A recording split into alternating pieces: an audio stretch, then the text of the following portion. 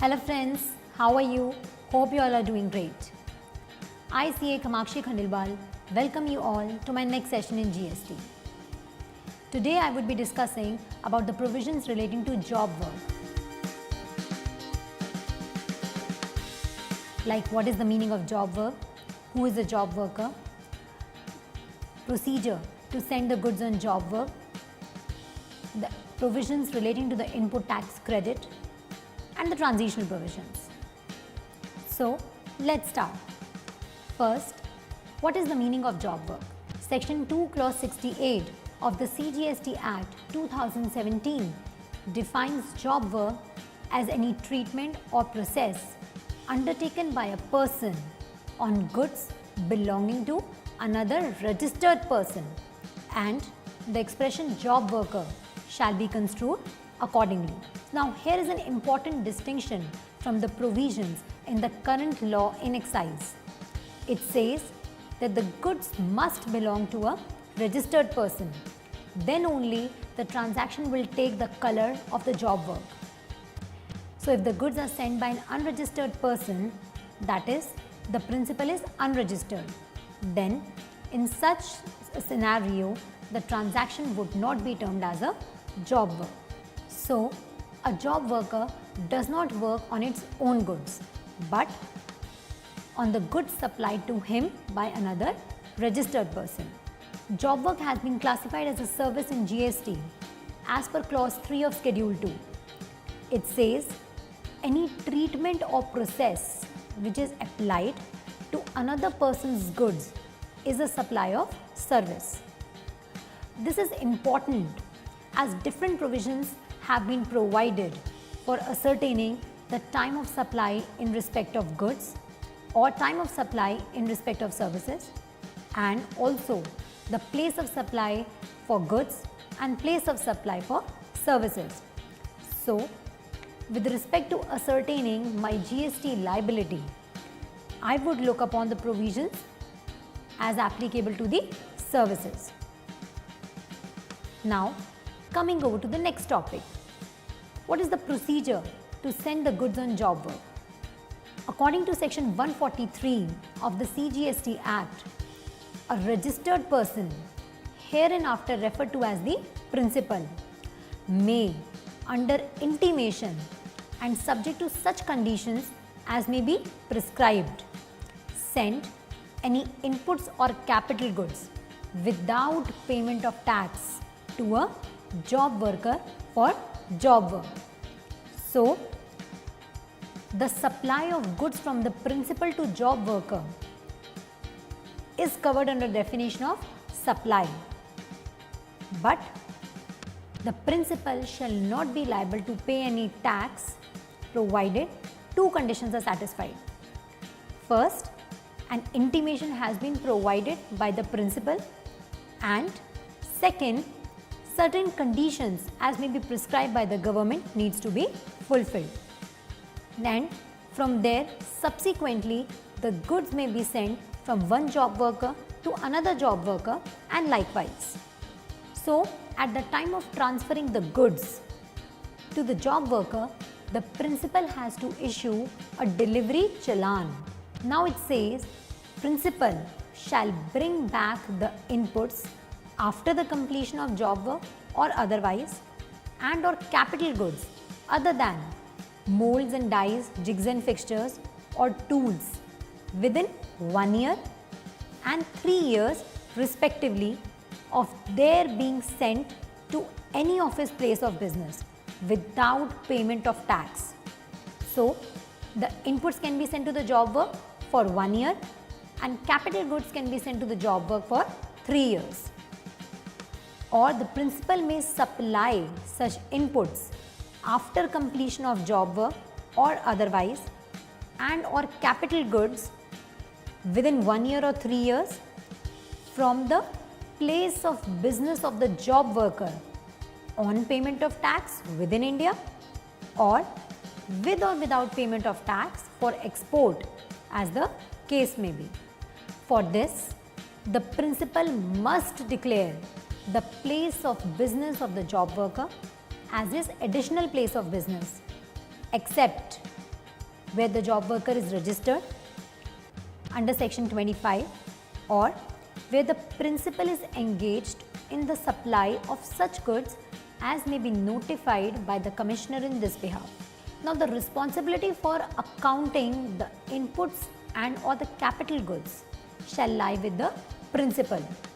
So the principal is responsible for keeping the proper accounts for the goods sent on job work, and the turnover of the goods sent on job work shall be added in the aggregate turnover of the principal and not that of the job worker. Now where the inputs or capital goods sent for job work are not received back or are not supplied from the place of business of the job worker within a period of 1 year or 3 years, then it shall be deemed that such inputs or capital goods had been supplied by the principal to the job worker on the day when the said inputs or capital goods were sent out. Next provision, any waste and scrap generated during the job work may be supplied by the job worker directly from his place of business on payment of tax if such job worker is registered, or by the principal if the job worker is not registered. So here is the summarized view of the procedure related to job work. The principal may send the goods to a job worker and from there on to another job worker and the like without payment of tax for 1 year or 3 years. For 1 year in the case of inputs and 3 years in the case of capital goods. And from there, the principal may supply in India on payment of tax or export with or without payment of tax, subject to the condition that the principal declares the place of business of the job worker as his additional place of business, except where the job worker is registered under section 23 or the principal is engaged in the supply of notified goods. Till date, no such goods have been notified by the government. Now coming over to the next point, what are the provisions relating to the input tax credit? Section 19 of the CGST Act says that the principal is allowed to take input tax credit on inputs or capital goods sent to a job worker for job work. ITC is allowed even if the inputs or capital goods are directly sent to a job worker for job work without their being first brought to his place of business. So this implies that it is not mandatory for the principal to bring the inputs or capital goods first into his premises and then from there on transfer to the job worker. He can directly send the goods to the job worker. Now in case the inputs or capital goods sent for job work are not received back by the principal or are not supplied from the job worker's place of business within 1 year or 3 years, then it shall be deemed that such inputs or capital goods had been supplied by the principal to the job worker on the date when the said inputs were sent out, and the period of 1 year or 3 years shall be counted from the date of receipt of inputs or capital goods by the job worker. Now what are the transitional provisions applicable for the job work?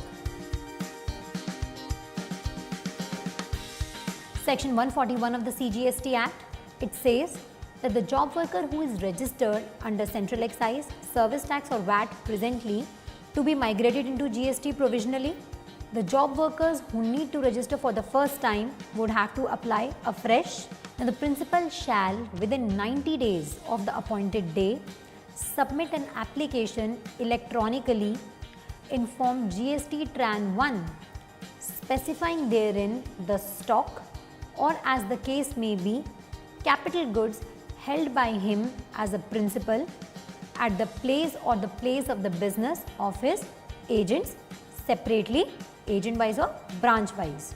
The inputs, semi-finished or the finished goods received by a job worker prior to GST could be returned within 6 months of the implementation date or extended period of 2 months without the payment of GST. provided both the principal and the job worker have declared such inputs in the form GST Tran 1. And if the goods are not returned, then the ITC would be recovered from the principal. So, if any inputs, semi-finished goods or finished goods are sent to a job worker for further processing, testing, repairing, etc. before the appointed day, that is 1st July 2017, then in such cases, no tax shall be payable by the person returning the goods, provided that the goods are returned within 6 months by the job worker from the appointed day, or unless additional 2 months have been granted, manufacturer and the job worker both must declare such goods in form GST Tran 1, point number 9, within 90 days from the appointed day. If the goods are not returned, then the ITC availed by the manufacturer or inputs shall be liable to be recovered under section 142, subsection 8, clause A. Now let us understand with the help of 3 case studies. Case 1, the goods are returned within a period of 6 months or extended period, then no tax shall be payable.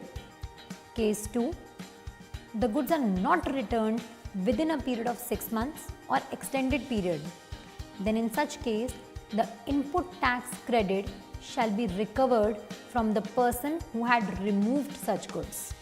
Case 3, transferred directly within a period of 6 months or extended period, the goods can be transferred to another registered taxable person on payment of GST, or the goods can be exported out of India without the payment of taxes in accordance with the provisions of the earlier law.